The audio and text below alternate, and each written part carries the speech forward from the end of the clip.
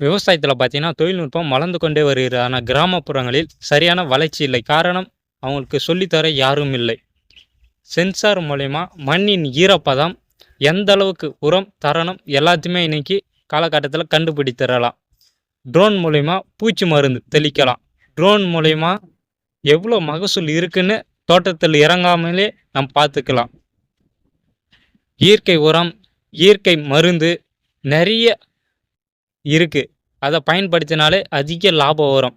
அது பார்த்தாம சந்தையில் விற்பனை பண்ணது தான் மிக மிக கடினமாக இருந்தது. ஆனால் இப்போ மொபைல் மூலயமா நம் உற்பத்தி பண்ணுற காய்கறியோட விலையை நம்மளே நேரடியாக பார்த்துக்கலாம். அதனால் அந்தளவுக்கு ஏமாற்றம் இல்லை விவசாயத்தில்.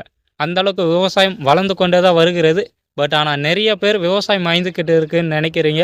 கண்டிப்பாக இல்லை. இன்றைய இளைஞர்கள் விவசாயம் பண்ண தயங்குறாங்களே தவிர யாரும் விவசாயத்தை விட்டு போகலை.